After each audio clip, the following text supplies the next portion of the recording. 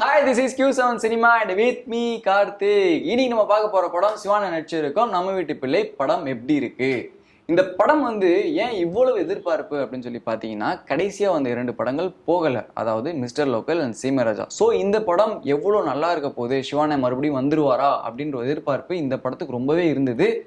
என்னைய கேட்டீங்க அப்படின்னா அவர் மறுபடியும் வந்துட்டாரு அப்படின்னு தான் சொல்லணும். ஏன்னா அவருடைய நல்ல படங்கள்ல இந்த படமும் ஒரு நல்ல படமா இருக்கும். அதுக்கு காரணம் என்ன அப்படின்னா, இந்த படத்துடைய டைரக்டர் பாண்டியராஜ் ரொம்ப சூப்பரா பண்ணியிருக்காரு. முக்கியமா இந்த படத்துடைய ஒன்லைன் என்ன அப்படின்னு சொல்லி பார்த்தீங்கன்னா, படம் ஸ்டார்ட் ஆகுது ஒரு சூப்பரான ஒரு தங்கச்சி சென்டிமெண்ட். பாசமலர்ல ஆரம்பிச்சு திருப்பாச்சி வரைக்கும் நிறைய படங்கள் பார்த்துருப்போம் தங்கச்சி சென்டிமெண்ட். அதே மாதிரி தான் இந்த படத்துலையும் இருக்கு.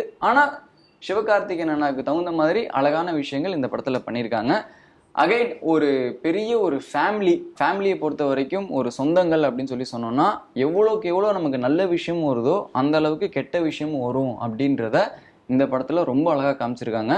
முக்கியமா ஒரு விஷயம் சொல்லணும் அப்படின்னா, அப்பா இல்லாத வளர்ற பையன் அம்மாவோட வளர்ப்புல வளர்றாங்க அப்படின்னா எவ்வளவு கஷ்டங்கள் இருக்கும், எவ்வளோ விதமாக வளரணும். அகைன் தங்கச்சியை கட்டி கொடுக்கணும், தங்கச்சியை கட்டி கொடுத்த இடத்துல என்னென்ன பிரச்சனைகள் வருது எல்லாத்தையும் டோட்டலாக சொல்லக்கூடிய ஒரு படம் தான் இந்த நம்ம வீட்டு பிள்ளை. டோட்டலாக சொல்லணும் அப்படின்னா இந்த படம் ரொம்ப நல்லா இருக்குது அப்படின்னு தான் சொல்லணும். படத்துடைய கேஸ்டிங் சிவானை எப்போதும் போல் அவ்வளோ அழகாக பண்ணியிருக்காரு. அவருடைய கேரக்டரை சூப்பராக பண்ணிட்டு போயிட்டாரு. இன்னும் சொல்லணும்னா ஒரு மாஸ் ஹீரோ அப்படின்ற லெவலுக்கு இந்த படத்தில் இருக்கார். ஏன்னா ஆக்ஷன் ஆகட்டும், காமெடி நம்ம பார்க்கும்போது தெரியும்ல, நிறைய படங்கள் பார்த்துருப்போம். பட் ஆனால் இந்த படங்கள் பார்க்குறதுக்கு இந்த படம் பார்க்கும்போது கொஞ்சம் டிஃப்ரெண்ட்டாக இருக்கே அப்படின்ற ஒரு ஃபீல் ஆகும்ல, அந்த அளவுக்கு இருக்குது. இந்த படத்துடைய ஹீரோயின் அனு ரொம்ப சூப்பராக பண்ணியிருக்காங்க. நமக்கெல்லாம் இப்படி ஒரு லவர் இருக்காதா அப்படின்ற லெவலுக்கு ஃபீல் கொடுக்குற அளவுக்கு இந்த படத்தில் அவங்களோட ஆக்டிங் இருக்குது. 2 பேரோட கம்பேர் பார்க்கும்போது ரொம்ப அழகாக இருக்குன்னு தாங்க சொல்லணும். ஒரு கிராமத்து வாசனை அவங்களுடைய காதலில் தெரியும். ஏன்னா ஒரு சிட்டி பொண்ணு, ஒரு கிராமத்து பையன். ஸோ இவங்க 2 பேர் கூட கம்பேர் பண்ணும்போது எப்படிலாம் இருக்குது அப்படின்றத இந்த படத்தில் அழகாக காமிச்சிருப்பாங்க. முக்கியமாக இந்த படத்தில் கேரக்டர் யார் அப்படின்னா ஐஸ்வர்யா ராஜேஷ். ஏன்னா தங்கச்சி கேரக்டரில் இந்த படத்தில் பண்ணியிருக்கிறாங்க. அவங்கள்ட்ட இருந்து தான் படமே ஸ்டார்ட் ஆகும். இந்த ஒட்டுமொத்த படமும் அவங்கள்ட்ட இருந்து தான் ஸ்டார்ட் ஆகும். ஏன்னா இந்த படத்துடைய மைய கருவே அவங்க தான். என்ன கதைன்னு தானே கேட்குறீங்க? கண்டிப்பாக சொல்ல மாட்டேன், தேட்டரில் போய் பாருங்கள், அப்போ தான் உங்களுக்கு தெரியும். ஏன்னா ஒரு விஷயங்கள்லாம் அதில் இருக்கும். அந்த ஜாதி மதம் அப்படிலாம் இருக்கு இல்லையா, அதெல்லாம் கலந்து ஒரு விஷயம் பண்ணியிருப்பாங்க. ரொம்ப அழகாக பண்ணியிருக்காங்க அவங்களும். இந்த படத்தில் ஒரு நட்சத்திர கூட்டமே இருக்குங்க. ஒரு சூரியில் ஆரம்பித்து யோகி பாபு, நம்ம பாரதி ராஜா சார் இருக்காரு, ஆர்கே சுரேஷ், சமுத்திரகனி, இந்த மாதிரி நிறைய நட்டி சார், எல்லாம் ஒரு டீம், பயங்கர ஒரு டீம் இருக்கிறாங்க.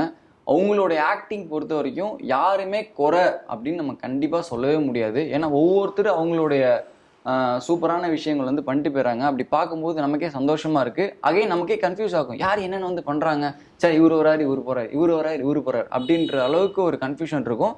பட் அவங்கள பொறுத்த வரைக்கும் ரொம்ப சூப்பராக பண்ணிட்டாங்க. இந்த படத்தில் ஒரு முக்கியமான ஒரு போன் என்ன அப்படின்னா, பக்கபலம் மியூசிக் ரொம்ப சூப்பராக பண்ணியிருக்காரு. நம்ம டி இமான் அண்ணன் பயங்கரமாக பண்ணியிருக்காரு. ஒவ்வொரு விஷயத்துக்கும் தகுந்த மாதிரி ஒரு சென்டிமெண்ட்டுக்கு, ஒரு காதலுக்கு, ஒரு ஃபைட் சீனுக்கு கொடுக்குற பிஜிஎம் எல்லாமே அங்கே இருக்கிற ஆடியன்ஸை கைத்தட்ட வைக்கிது. ஒரு நல்ல விஷயம், நல்லது நடக்குது, எல்லாரும் என்கரேஜ் பண்ணுறாங்க அப்படின்னா அதுக்கு மொதல் விஷயம் கைத்தட்டல் தான். அந்த கைத்தட்டல் இந்த படத்தில் இருக்குது. அடுத்தது சினிமோட்டோகிராஃபி, நிரோஷா சார் சூப்பர் அப்படின்னு தான் சொல்லணும். ஏன்னா அவரை பற்றி நமக்கு நல்லாவே தெரியும். 2.0 சும்மா விளையாடி இருப்பார். இப்போ ரீசெண்டாக நேர்கொண்ட பார்வை ரொம்ப அருமையாக பண்ணியிருப்பாரு. அவர்கிட்ட போயிட்டு அழகான ஒரு கிராமத்தை காட்டு அப்படின்னு சொல்லி சொன்னோன்னே நம்மளை எல்லாத்தையுமே கிராமத்துக்கே கூட்டிகிட்டு போயிடுறாரு. அந்த அளவுக்கு அவருடைய சினிமோட்டோகிராஃபி சூப்பராக ஒர்க் அவுட் ஆயிருக்கு. இந்த படத்தில் ஒரு சில விஷயங்கள் தேவையில்லாதது அப்படின்னு சொல்லி ஒரு ஆடியன்ஸாக என்கிட்ட கேட்டிங்க அப்படின்னா, இந்த படத்தில் நம்ம எதிர்பார்ப்புகள் இருக்கவே இருக்காது. அடுத்த விஷயம் இதுதான் வரப்போகுது அப்படின்றது நம்மளால் ஈஸியாக கண்டுபிடிச்சிடக்கூடிய அளவுக்கு இந்த படத்தில் ஒரு சில விஷயங்கள் இருக்குது. ஏன்னா நம்ம நிறைய படங்கள் பார்த்துருப்போம். இந்த படம் ஸ்டார்ட் பண்ணி ஒரு 45 மினிட்ஸ் பார்த்துட்டீங்க அப்படின்னா அப்படியே ஸ்லோவாக அப்படியே ட்ராவல் ஆகிற மாதிரி இருக்கும். இவங்களுக்கு இந்த கேரக்டர் தேவையா அப்படின்ற லெவலுக்கு ஒரு ஃபீல் கொடுக்கும். யோகி பாபுலாம் இப்போ கட்டாய நடிகராகவே ஆகிட்டார். கண்டிப்பாக இப்போ வரக்கூடிய படங்கள், பெரிய படங்களில் எல்லா படங்கள்லையுமே அவர் இருக்கார். அவருக்கு இந்த படத்தில் சின்ன கேரக்டர் வேண்டாமே, ஒரு பெரிய கேரக்டர் கொடுத்துருந்தா நல்லா இருந்திருக்குமேன்ற லெவலுக்கு ஒரு ஃபீல் ஆகும். அகைன் சூரி நிறைய காமெடி, படம் ஃபுல்லாக ட்ராவல் ஆகுறாரு. ஆனால் ஒரு சில காமெடிகள்லாம் இது தேவையா அப்படின்ற லெவலுக்கு ஒரு ஃபீல் கொடுக்குது. ஒரு சில காமெடிலாம் சூப்பராக இந்த படத்தில் எடுத்திருக்கு அப்படின்னு தான் சொல்லணும். And Samuthirakani sir and R K Suresh இவங்க 2 பேருமே படத்துடைய சென்டர் ஆஃப் பாயிண்டில் சென்டராக வராங்க. ஒரு 10 to 15 மினிட்ஸ் வரைக்கும் வருவாங்க. அவங்க வந்துட்டு போகிற சீன்ஸ் எல்லாமே வந்து நல்லா இருக்குது. ஏன்னா அவங்களுடைய விஷயம், அவங்களுடைய கேரக்டர் சூப்பராக வந்து பண்ணிட்டு போகிறாங்க. ஒரு வீரம் பிறந்த ஊர் மதுரை அப்படின்னு சொல்லுவாங்க இல்லையா, அந்த லெவலுக்கு அந்த ஊர் சைடு அப்படியே நம்மளுடைய கூட்டு போயிருப்பாங்க. ஏன்னா ஒரு ஜல்லிக்கட்டு, ஒரு ஆட்டு சண்டை அண்டு கோழி சண்டை, அந்த அளவுக்கு வந்து அவங்க அழகாக பண்ணியிருப்பாங்க.